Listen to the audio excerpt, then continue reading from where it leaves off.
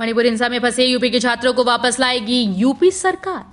योगी आदित्यनाथ सरकार मणिपुर में भड़की हिंसा के बीच फंसे यूपी के छात्रों को सुरक्षित वापस लाएगी। सीएम के आदेश के बाद गृह विभाग ने इस संबंध में कार्रवाई शुरू कर दी है। मणिपुर हिंसा में 20 छात्राओं सहित प्रदेश के करीब 60 छात्रों के फंसने की सूचना मिल रही है। इन छात्रों ने खुद को सुरक्षित निकालने की गुहार लगाई थी। बता दें कि मणिपुर में आरक्षण के मामले को लेकर 3 मई को अचानक जातीय हिंसा शुरू हो गई।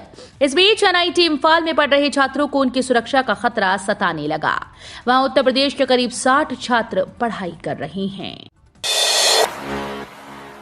इन संविदा कर्मियों को बड़ी राहत। सफाई के दौरान मौत होने पर परिजनों को 10 लाख रुपए देगी एजेंसी।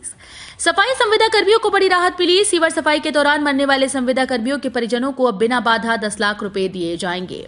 इसके लिए सीवर सफाई का काम देखने वाली निजी एजेंसीज को ऐसे कर्मियों का 10 लाख रुपए का बीमा कराना होगा।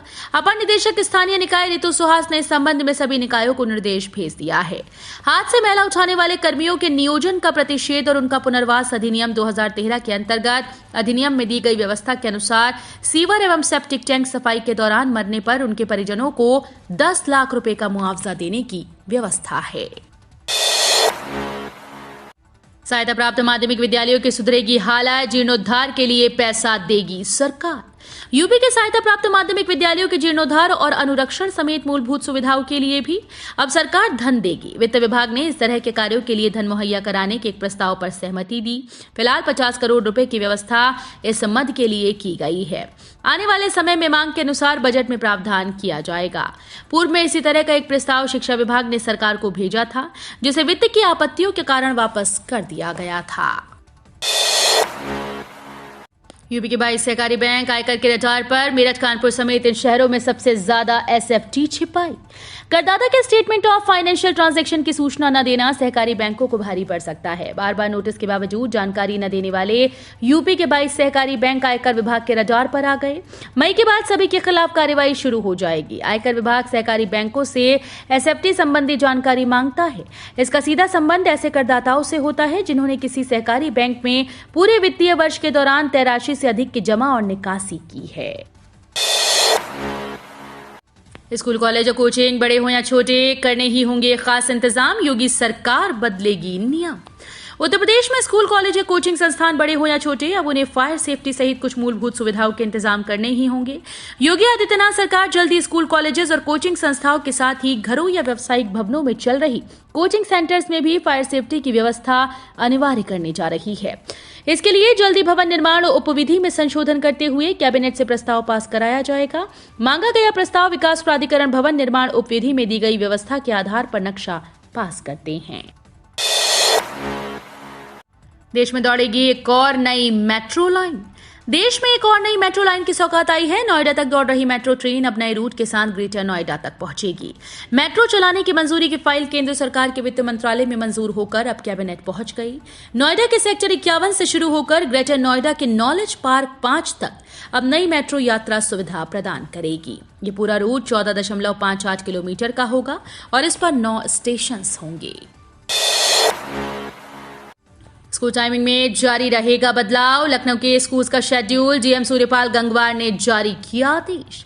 बढ़ती गर्मी से स्टूडेंट्स की परेशानी को देखते हुए रविवार को राजधानी लखनऊ के डीएम सूर्यपाल गंगवार ने 29 अप्रैल को जारी किया गया समय में बदलाव अगले 1 सप्ताह के लिए फिर से लागू कर दिया गया। जिलाधिकारी की तरफ से जारी आदेश के मुताबिक यूपी बोर्ड स्कूल की कक्षा 1 से 12 तक की टाइमिंग सुबह 7:30 से दोपहर 12:30 तक निर्धारित की गई।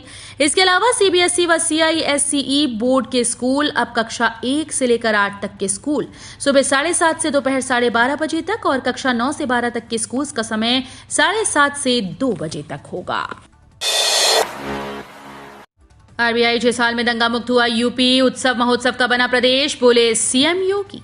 मुख्यमंत्री योगी आदित्यनाथ रविवार को बरेली पहुंचे। उन्होंने बरेली कॉलेज मैदान में भाजपा प्रत्याशियों के समर्थन में जनसभा को संबोधित किया। सीएम योगी ने नाथनगरी बरेली को नमन करते हुए अपने संबोधन की शुरुआत की।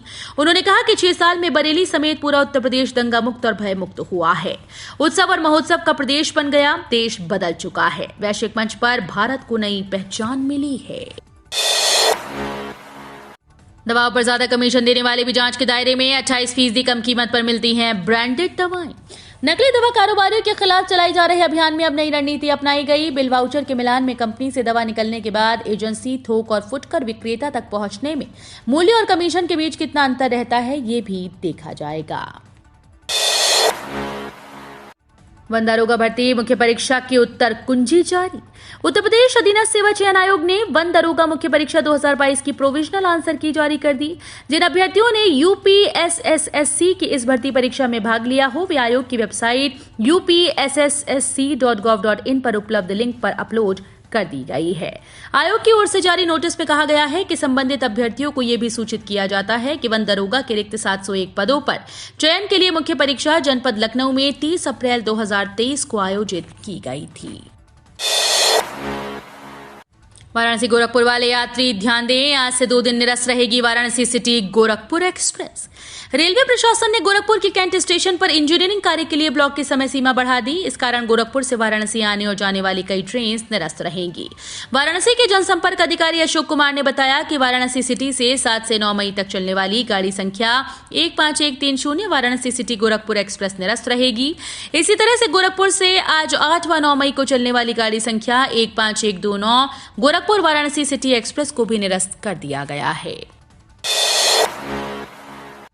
मेरठ में मायावती के इस दांव ने बढ़ाई बीजेपी सपा की टेंशन। मेरठ के सियासी रण में हर रोज मुकाबला बेहद दिलचस्प होता रहा है। सीएम योगी की जनसभा के बाद अब मेरठ की रणभूमि में बसपा के कद्दावर नेता इमरान मसूद की एंट्री होने वाली है। इमरान की एंट्री से सपा और बीजेपी में बेचैनी है। बसपा सुप्रीमो मायावती के इस दांव से सपा भाजपा को डर सता रहा है कि कहीं 2017 की तरह बसपा यहां फिर से बाजी न मार कर ले जाए और उनके अरमानों पर पानी न फिर जाए। मेरठ में सीएम योगी के दौरे के बाद अब बसपा ने भी मेरठ महापौर सीट पर जीत हासिल करने को लेकर बड़ा दांव चल दिया है। कांग्रेस के बजरंग दल पर बैन के वादे पर पहली बार बोले सीएम योगी। उत्तर प्रदेश के मुख्यमंत्री योगी आदित्यनाथ ने दक्षिण कर्नाटक में बीजेपी के चुनाव प्रचार अभियान को तेज करते हुए दक्षिण कन्नड़ जिले के पुत्तूर और बंटवाल के अलावा उडुपी के करकला में बड़ा रोड शो किया। इस दौरान उन्होंने कांग्रेस के बजरंग दल पर बैन के वादे पर अपनी प्रतिक्रिया दी। सीएम योगी ने कहा कि बीजेपी देश को प्रगति के पथ पर ले जा रही है। अपने रोड शो की समाप्ति के बाद प्रचार वाहन से सभा को संबोधित करते हुए मुख्यमंत्री ने कहा कि कांग्रेस हमेशा प्रगति के मार्ग में बाधा डालने की कोशिश करती है।